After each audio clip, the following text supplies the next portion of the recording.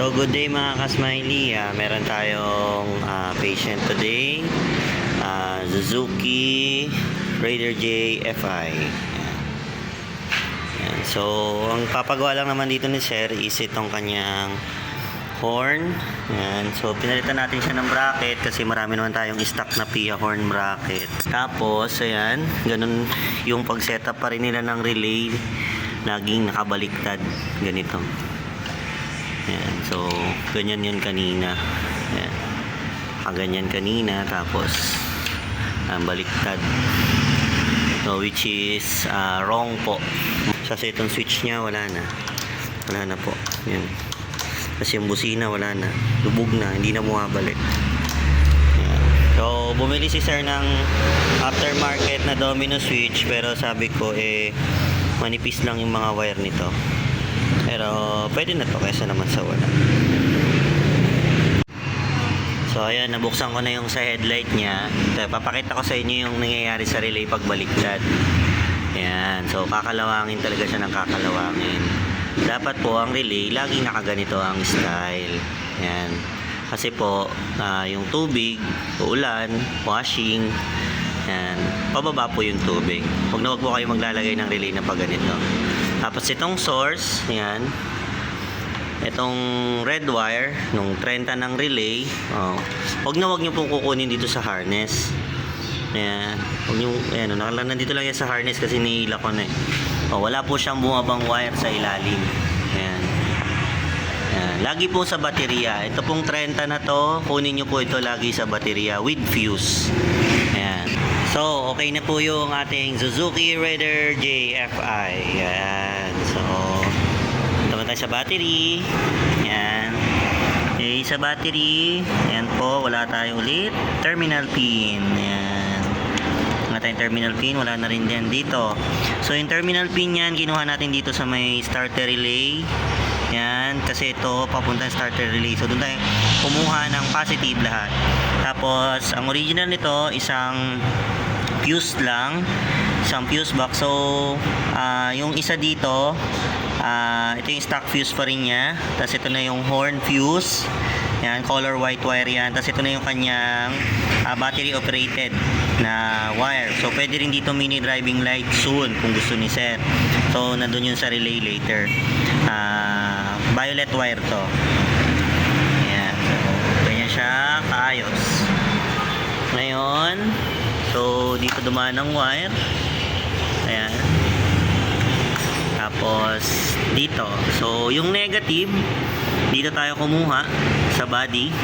Kasi ito yung original negative ng body ground. So dito na tayo kumuha. Ayan. So magkadikit lang naman yan, or tagos lang naman ang negative niyan.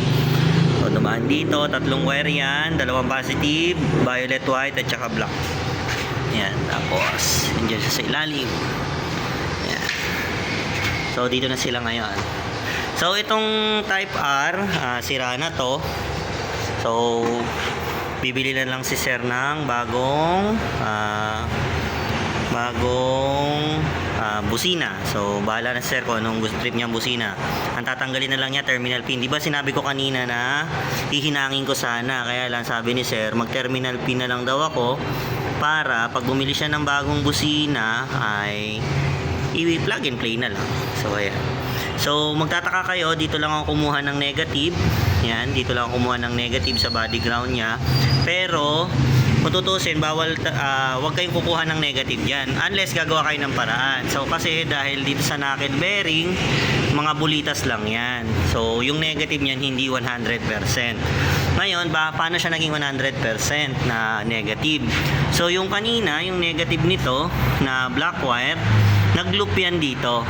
May loop ako dito sa relay, isa, tapos nakahinang yon.